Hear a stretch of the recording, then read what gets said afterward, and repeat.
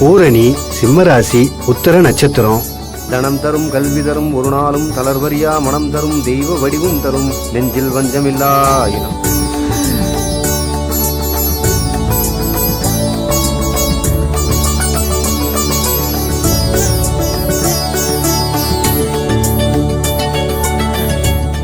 ஏங்க, இப்ப நீங்க கொடுத்த நகை எம்புட்டு பவுன் இருக்கும்? ஒரு 5-6 பவுன் இருக்கும். 5-6 பவுன் நகை சாமிக்கா? வாயை திறக்காத, மூடு. உங்க வாயை மூடுங்க.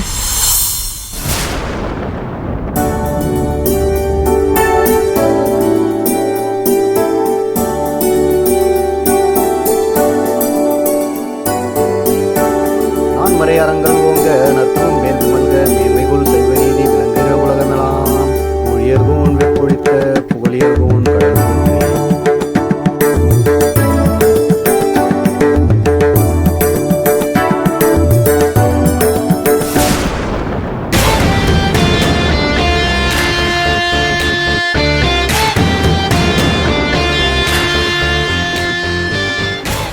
நல்லா இருங்க, தீர்க்க சுமங்கலியா இருப்பீங்க.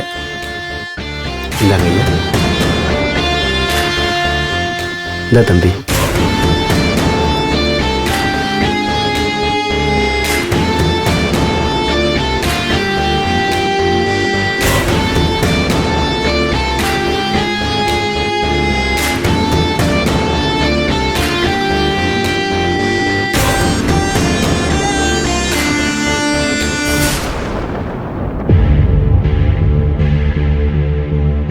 அம்மா வாமா, நாம மத்த விஷயங்கள உட்கார்ந்து பேசலாம். கனகா போ. போயா.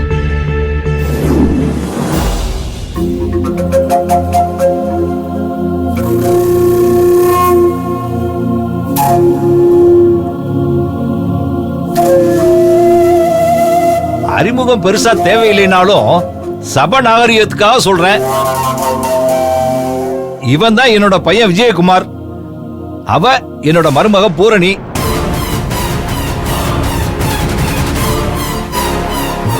இவங்களோட ஒரே பையன் கிறிஸ், என்னோட செல்ல பேரன்.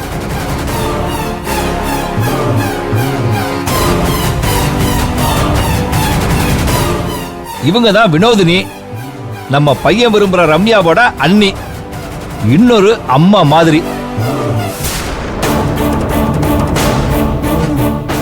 அவரு சின்ன அண்ணன் பலராமன், இவங்க சின்ன அண்ணி கனகா. சரிதானம்மா? அந்த ஆண்டவன் போட்ட கணக்குனால நாம எல்லாரும் இப்போ ஒண்ணு கூடி இருக்கோம்.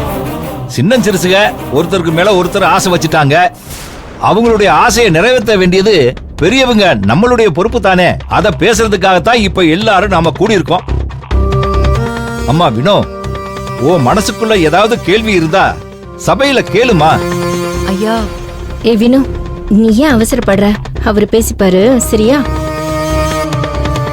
ஏங்க, இவர்தான் பொண்ணோட சொந்த அண்ணன்.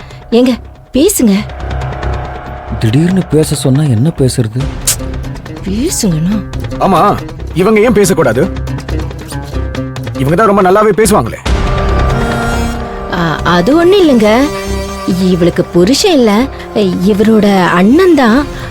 அவரு இறந்துட்டாரு, அதனாலதான். இது வேறயா? அந்த காலத்துல இந்த மாதிரி பொம்பளைங்கெல்லாம் நல்ல காரியம் நடக்கும்போது சபைக்கு வராம தயங்கி ஓரமா நிப்பாங்க.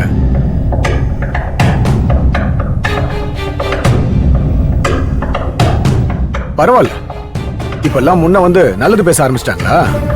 காலம் ரொம்ப நல்லா மாறி போச்சு.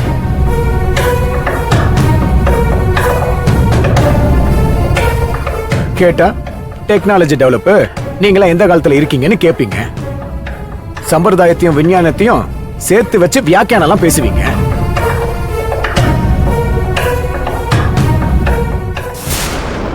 அப்பா என்னப்பா பேசுறீங்க? நான் சொல்லல பூர்ணி, நியூ ஜெனரேஷன் பேச வந்துட்டான் பாரு.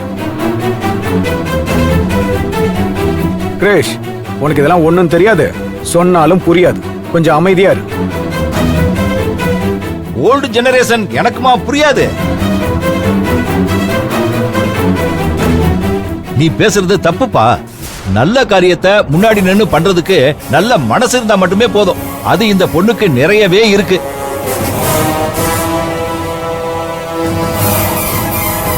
அதுவும் இல்லாம ரம்யாவை சின்ன வயசுல இருந்து வளர்த்தது இந்த பொண்ணுதான். பெத்த பொண்ணு மாதிரி வளர்த்திருக்கா.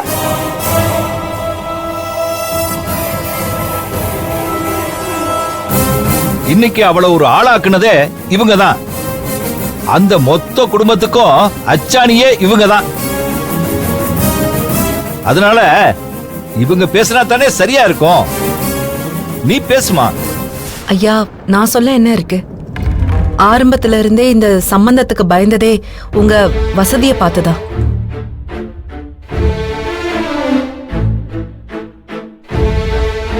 அதானே, உங்க வசதி என்ன எங்க வசதி என்ன? எங்களுக்கு இந்த பெரிய இடம்லாம் ஒத்து வர மாதிரி தெரியலங்க. என்னமா பெரிய இடம்? நாங்க உங்க வசதியெல்லாம் பார்க்கல. என் பேரனுடைய விருப்பத்தையும் உங்க பொண்ணோட குணத்தையும் தான் நாங்க பாக்குறோம். வினோதினி, நீ சொல்ல வேண்டியதை சொல்லுமா. அதான் மேல சொன்னதுதான். என்ன இப்போ எங்க பொண்ணு மனசுலயும் ஆசை இருக்கிறப்போ, நீங்களும் விருப்பப்பட்டு கேக்குறப்போ, உங்களுக்கு இதுல முழு சம்மதம்னா எனக்கும் சம்மதம் தான்.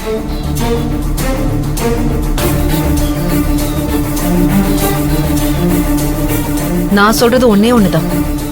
என் பொண்ணு ரம்யாவை நான் குணமா தான் வளர்த்திருக்கேன். அவ உங்க குடும்பத்தை நல்லபடியா பாத்துப்பா.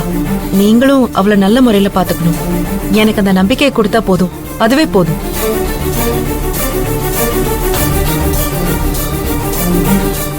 அந்த கவலையே உனக்கு வேண்டாமா.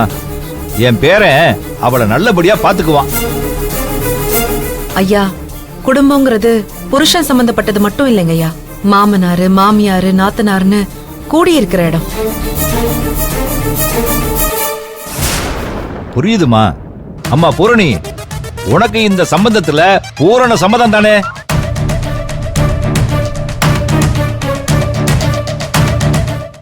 ரம்யாவை நம்ம வீட்டு மருமகளா நல்லா பாத்துப்பேல்ல? என்ன மாமா இப்படி கேக்குறீங்க? சம்மதம் இல்லாமலாம் இவ்ளோ தூரம் கிளம்பி வந்திருக்கோம்.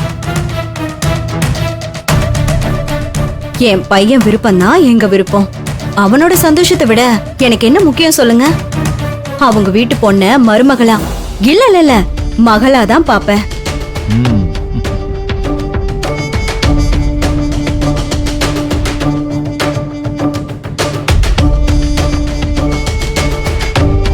அப்புறம் என்னம்மா, எங்க வீட்டுல எல்லாருக்குமே சம்மதம். நீ என்னடா சொல்ற? அதான் எல்லாத்தையும் நீங்களே சொல்லிட்டீங்களே, அப்புறம் நான் என்ன சொல்றது? அப்போ ரெண்டு குடும்பத்துக்கும் சம்மதம் தான். ரொம்ப சந்தோஷம்.